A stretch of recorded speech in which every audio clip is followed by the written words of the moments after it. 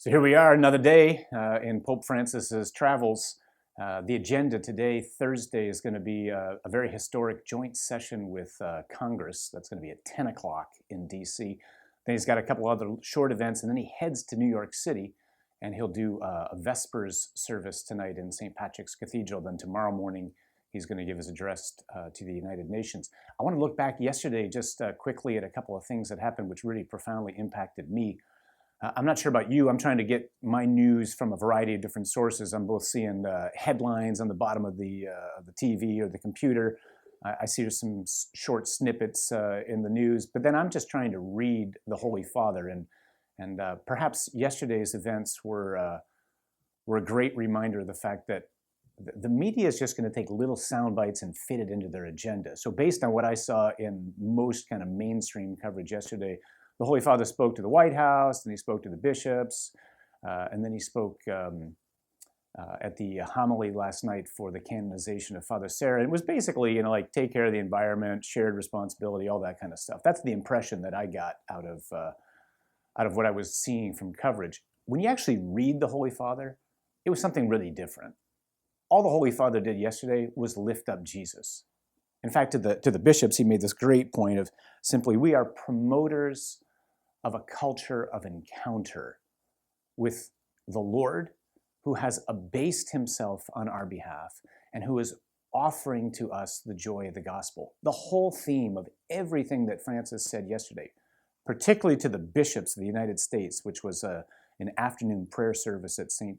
Matthew's Cathedral in Washington, D.C., was to continually remind the church that we exist for the sake of mission, that ours is this incredible task of having received the good news, not the ordinary news, the extraordinary news of the gospel, the news that God is so passionately in love with us, that he has given us the gift of life, that he has become one of us to offer us friendship with himself so as to not settle for the placebo effects, as he called them yesterday, these false options that are offered to us, which promise us fulfillment and joy, but never really quite deliver.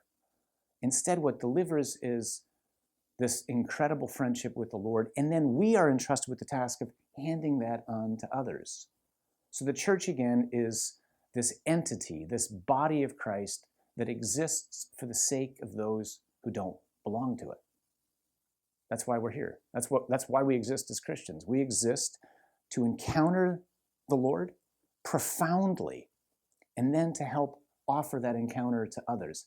That was the theme that Francis said over and over and over again yesterday, whether it was talking about now Saint Sarah or whether it was his exhortation to the bishops. But I just want to call our attention to one thing that the Holy Father said, because sometimes I think the impression is that he's speaking in kind of generic tones and he's just kind of nice. This is what he said yesterday to the bishops.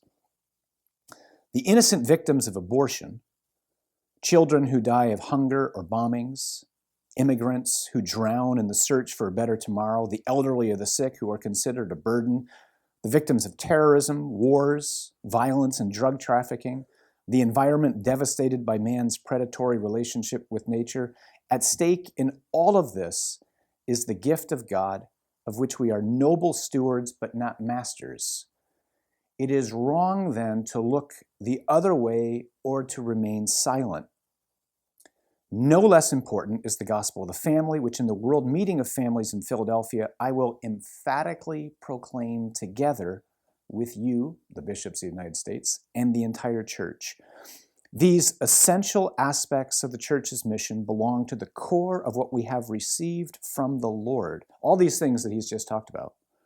It is our duty to preserve and communicate them, even when the tenor of the times becomes resistant and even hostile to that message. I urge you to offer this witness with the means and creativity born of love and with the humility of truth.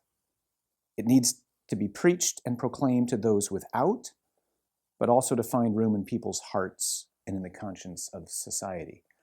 So despite what we might hear from the mainstream media or whatnot, the Holy Father isn't dodging issues, and the focal point of everything he's saying is Jesus.